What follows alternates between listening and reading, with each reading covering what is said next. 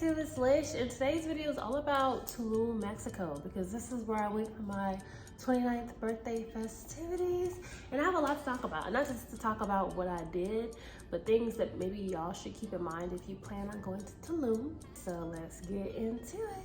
So I literally have my computer here. I wrote down some notes before even going. To start off with, I heard not to drink the water out there. Not like water bottles, but not to drink from the faucets. I heard not to let the water get in your mouth when you're brushing your teeth with the faucet water, not to open your mouth in the shower. That's what I heard. And I didn't want to take any risks. I didn't want to get sick. So I literally had a whole additional check bag, just the water bottles. I bought a 40 pack of water.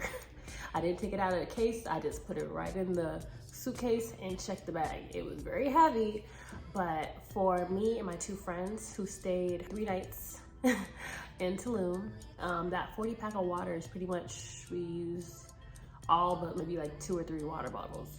And that was just using the water to brush our teeth, maybe to wash our face, and to drink, like if we were thirsty. So you don't necessarily need to be that extreme with it, but that's what I did because I'm kind of extra. From my experience, I was fine. So I don't know if I would have been sick if I drank the water from the faucet, but I heard you shouldn't. So I would advise to do it the way I did it. If not, I guess you can get water bottles when you're there as well, but probably will cost you a little more. Other things that I did to prepare for Tulum was I planned to go to the Cenotes, which for those that don't know, they're like natural sinkholes, bodies of water. And I heard that mosquitoes tear people up out there, and I got tore up. I did. Even with the bug spray that I packed, it was like a natural bug spray, because going to the cenotes, they tell you not to wear like too many chemicals and stuff that can mess with the environment, mess with the, I guess, wildlife out there. I don't know, the system of life. So I, off Amazon, ordered some like lemon and eucalyptus type bug spray. Naturally, mosquitoes love me anyway, so I already knew I was gonna get tore up either way. Coming back from Mexico, I had at least 6 to 8 bug bites on my body, from the back of my leg to my butt to my arms, like, and it was bad. It was itchy. And I'm just now getting to the point where like they're mostly gone and I don't have to itch them anymore. And it's been about a week, so be prepared for that. Even if you pack bug spray, it probably will only get you so far. But you know, it comes with the sacrifice of going on vacation to a jungle, because that's where I was. I was in the middle of the jungle. The Airbnb that I found that I stayed at, middle of the jungle, and it was beautiful. But it was still the middle of the jungle. What else did I do to prepare? I wrote down brush up on Spanish. I did not brush up on Spanish, and I had a good 3 to 4 Spanish classes in high school. So, but that was a long time ago. I don't remember much of anything when it comes to Spanish. I know más o menos, hola, ¿cómo estás? Muy bien, you know, agua, baño. Like, I know some basics. ¿Dónde está? ¿Qué hora es? Ocho, you know, like I have the basics. But I was still fine out there. I did, however, look up some common street signs and what the words mean, but you don't even need to do that much, because a stop sign out there still looks like a stop sign. It's still a red octagon shape. I think it says alto. But you recognize, you know, the shape of it and what it means. It means stop. One thing that nobody prepared me for going to Tulum was driving out in Tulum, because I got to rent a car. I didn't know if there was Ubers or Lyfts, or if it was like a taxi thing, and I didn't want to get scammed by taxi people charging me who knows what. I got to rent a car, and I'm glad I did. However, like, driving out there is different. Like, given this is my first passport stamp, so I don't have too much of a frame of reference other than comparing it to Arizona, Boston, Cali, places I visited in the US. But yeah, like, imagine 2 lanes of traffic going each way and like a peninsula in the middle, right? And it's like a regular street, but at the same time it's a freeway. But then there's also like intersections. Like, there are some normal intersections with street lights, right? But there are some intersections just on that street where cars are coming and they're just going whenever they see fit, and you have to stop or you'll hit them. And they kind of just zoom as soon as they feel like there's an opening. So it's kind of real dangerous. And they got all these hella huge like bumps on the road, like speed bumps, but like excessive amounts of speed bumps, like bumps on bumps, bumpity bumps, like, you know, and I would have to brace myself for impact sometimes because they would blend in. I would see them last second. I would almost come to a halt to go over them. And even if I slow down, some of them were just so excessively like slanted up that like you would feel it no matter how slow you went. So driving out there, it was something that nobody prepared me for. I'm alive, I made it, so did all my passengers, okay, because I drove the entire time. But yeah, something to look out for. And the fact that they use kilometers, they don't use miles. The rental car already came pre-set up to where it's in kilometers, so I didn't have to do no conversions and nothing, thank the Lord, because that probably would have been very annoying and very tedious task to do while on vacation. Another thing to know, Apple Maps versus Google Maps versus printout maps. Like I printed out maps to go everywhere that I wanted to go in advance, like, and I didn't need it. I heard cell service is sometimes spotty out there, and that was fine. However, I used Apple Maps when I first got out there to try to find my Airbnb, and Apple Maps took me like 5 minutes, 10 minutes down the street from the actual Airbnb, okay? And I do remember seeing on someone's YouTube video about like the maps not always being accurate on there. The Airbnb host sent me a link to Google Maps and Google Maps took me exactly to where I needed to go. So for some reason, the Apple Maps was taking me somewhere different. So one of the main things, and I should have noted this first, this is very, very important. Make sure that you bring pesos or that you bring cash, US cash,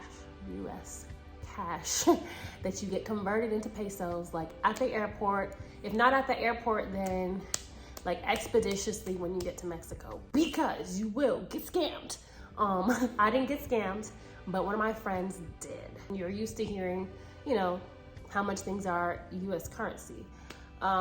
You'll hear like 1,000 pesos and it might sound like, wow, but it might only be, what's 1,000 pesos, like $50? Oh, I'm so good. Yeah, 1,000 pesos is $50. But like, let's say you didn't know that. You have cash or you have your card and they're like, oh yeah, we take your card. And then they just swipe your card for however much and you don't know how much they swiped your card for. Not everybody scams, but one of my friends got scammed, what was it, the second night we were out there? It was at a store right next to a liquor store. We went to the liquor store to try some samples of some, I think tequila. It was like a really good coffee flavored one, but there is a store right next door. They tried to scam both my friends. I went out there with two friends. They scammed one of them and she didn't realize it until we got back to the Airbnb that night. But the second one they tried to scam, they told her it was like $89. She thought they were saying it was $89, right? And she clarified, she's like, $89? And the guy was just like, yeah, right? She goes to pay. Mind you, she's just buying some water shoes and maybe like one or two other things because we're going to the Cenotes the next day. And when she goes to pay, her card gets declined. Twice. Her card gets declined twice, and then she gets a phone call. And the phone call is her bank saying, hey, somebody tried to use your card to charge you $400 about a couple minutes back. And she was like, oh wait, no, I have my card, that was me. And then when she told the guy at the store, hey, like $400, he's like, oh yeah, $400, yeah. It was 89,000 pesos or whatever. Like he like twisted his tongue to make it seem like he told her what it was from the beginning. He stopped watching me and listening to me. So anyway, yeah, he tried to scam her, and the only reason she found out they were trying to charge her $400 was because her bank called her and denied the transaction. At that point, she was gonna be like done with it, and they're like, no, you know what, we'll give you these shoes instead for like $300 because they're like genuine leather. They tried to bargain with her to get like a lower price on it, and she ended up bargaining and getting the shoes because she needed it for the cenotes. However, looking back, we were all like contemplating on that night when we got back to the Airbnb. And she was like, I shouldn't have got these shoes because they're still way overpriced. And the way they bargained and pleaded with her when she was gonna not spend her money there kind of raised suspicions within all three of us. And that's when my other friend, she checked her bank account and saw that they charged her about $200. And what they told her was it was gonna be around $100. So scammed her for twice as much money. So all this to say, go out there with pesos. Other things to note. Of course, you need a passport. Gotta have a passport. You can also bring masks. Not a lot of places require masks. However, once we got to the airport in Cancun, we flew in from Arizona to Cancun, and then we drove an hour and a half from Cancun to Tulum. And the airport did require masks in there. Bring an umbrella or at least some ponchos, because it will rain like that out of the blue, out of nowhere, and it will also stop like that. For the most part, when I was out there, it didn't rain. However, the last night I was in Tulum, which was my actual birthday, September 25th. That's the day that I went to the Cenotes, had a great time. And before we went back to the Airbnb, we wanted to just pick up a snack because we were gonna go to the Airbnb, take showers, refresh, get all dressed up, go to a fancy restaurant and have a birthday dinner. And we didn't make it out that night because even just going to go get our snack, it started pouring down rain as we were waiting for our snack. And I brought ponchos. I did. I left them in the car, so they're kind of pointless. But yeah, I would recommend bringing ponchos or an umbrella because it might not look like it's gonna rain and it just rains randomly and you in it. And it's some big raindrops. It's not no little sprinkle, it pours. So yeah, pack water shoes, pack a waterproof bag. Especially going to the Cenotes, I bought a pack of 2 waterproof bags off Amazon for like, it fit like a phone and some other stuff. Basically like a little fanny pack. But when you're in the cenote, you can't clearly go in the water with a whole lot of stuff. They do have lockers at the cenotes as well to leave all your stuff. But then you still have to carry around the key for the locker, right? So you might as well just have a little fanny pack or a little bag of some sort with the stuff that you want to carry with you. If y'all interested in the waterproof bags and some shoes that I purchased, links will be below. Plan to get to Tulum as early as possible. Our flight landed in Cancun around 3 p.m. We didn't get to our Airbnb until, I want to say 7 something, if not almost 8 o'clock at night. And like I said, it's like an hour and a half drive from the airport, right? So we land at 3. But then you still have to go through customs. You gotta get your rental car. They'll take you to the curb and then a shuttle will come out, get you, and shuttle you to where you're actually gonna get your car. It's a whole process. And then after we got our car, we went and got pesos, we got some snacks, and then we drove to Tulum and it was an hour and a half drive, blah, blah, blah. Long story short, didn't get there until 7, 8 o'clock at night. It was dark by the time I got there. I didn't like that because I would rather be able to see, find my Airbnb easier. Thankfully for me, my Airbnb host was very responsive with the communication, so I was able to find the Airbnb through what they told me to do, because I told them, hey, I'm here, I don't see you, and turned out Apple Maps took me somewhere completely different, blah, blah, blah. I guess if you're getting an Airbnb, I can say that at least the one I stayed in didn't have many bugs, but you are in the jungle. So the one bug that I saw consistently throughout my stay at this Airbnb were ants. Ants everywhere. Well, not everywhere, but like for me specifically, it was a line of ants in the bathroom. And I don't like squishing bugs. It's not that I care about them, it's just that I am very squeamish and I don't like the idea of having squished bugs on my feet. So I would literally have to like tiptoe around the ants to take a shower, to use the toilet, and things like that. There were some mats in the bathroom that I could step on and like there were no ants there, so that was good. But just so you know, there might be some ants or something here or there in your Airbnb, in your hotel. And I don't mind ants too much. Like I think it'd be worse if there were like really big ants or if there were spiders or something like that. That would really get me more than the ants did, to be honest. As far as recommendations and things to do, definitely go to Cenotes. My recommendation, I went to Casa Tortuga Cenotes, and it's kind of it's a place where basically there's 4 different cenotes within the establishment, if you will. There's like a main office where you go and buy your tickets, and then you kind of go up the road and you park somewhere else, and from there you can access 4 different cenotes. They have two different types of cenotes there. So they have like the open cenotes where it's just like there's the body of water, you got the sky, and you're kind of like just floating around or swimming, and maybe you can jump from a little cliff type thing into the water. And then they have like the cave cenotes where basically you're in the water and you kind of follow an instructor through a cave opening, and like they talk about the cave and how it came to be, and you get to see little bats and things in there. I definitely recommend doing all four. I didn't go there with the intention of doing all four. I also didn't go in there with the intention of having a private tour guide, but it was such a good idea. If you go there, please get a private tour guide. Otherwise, you are gonna be in a group with probably like around 30 people. You might be far away from the tour guide when he's explaining things and not be able to hear him, and you'll be too concerned with just trying to catch up. For us, it was around, I think, $30 to $35, right? And you get your own tour guide that you get to bypass everybody else like you're famous. But you get to go to all four, and you get to go quick. You don't have to wait up for the whole group to do things, right? It's just you and your personal group. And it comes with a photographer, which might have been one of the best perks that we didn't know was included. The photos he takes are not included in the price of $35. Just put that out there. But you have somebody taking pictures throughout your experience of the cenotes that just capture all the moments where you don't have to take out your own phone and, you know, take yourself out of the moment to, oh, here I am at the cenote. Like, no, you don't have to do all that. Like, just experience it and have the photos after to relive. And that was the coolest thing. I was willing to pay whatever. Okay, not whatever, but I knew it was gonna be a pretty penny, and I was just bracing myself.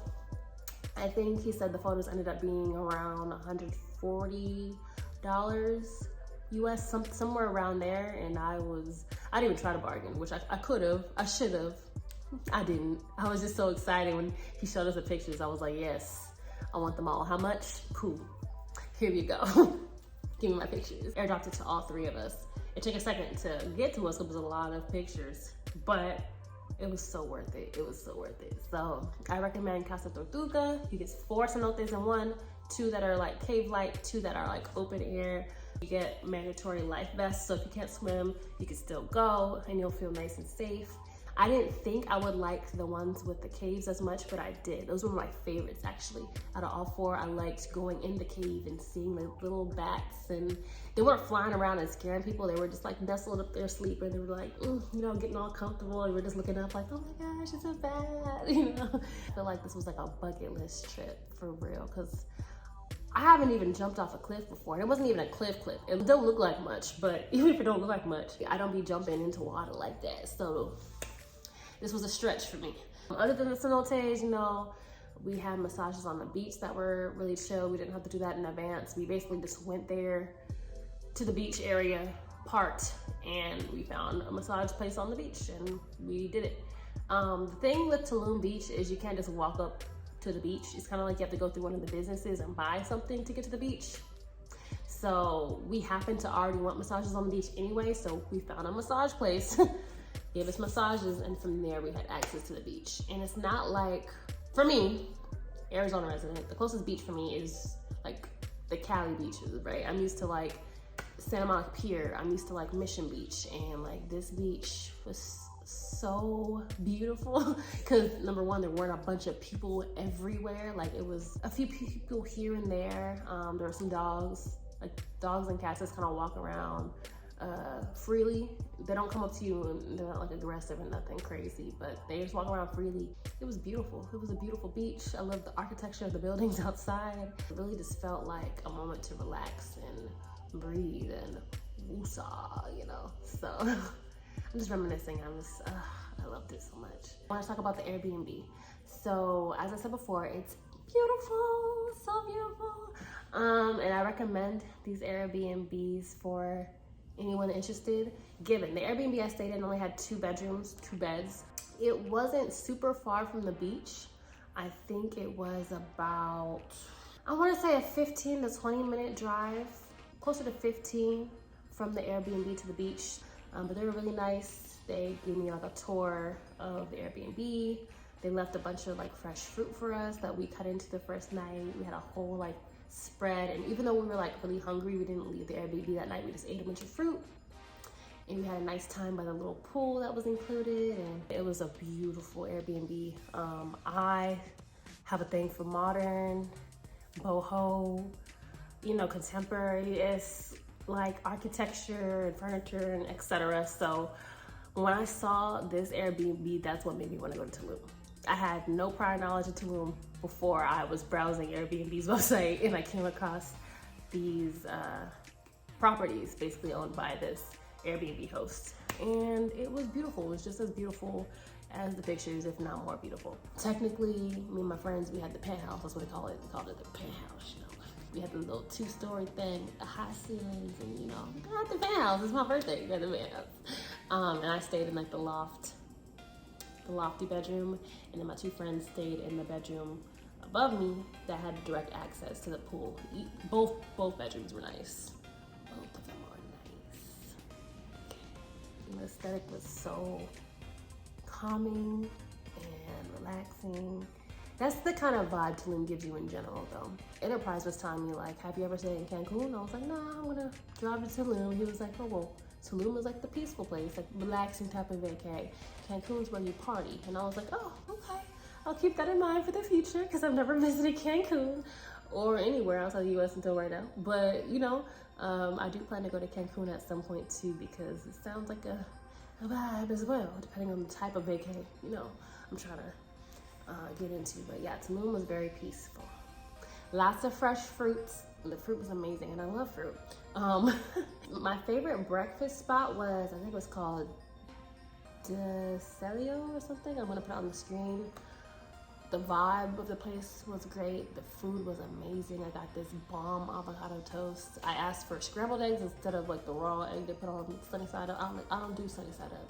But I got scrambled eggs on my avocado toast, and I had, I think, like a French toast with it or pancakes or something.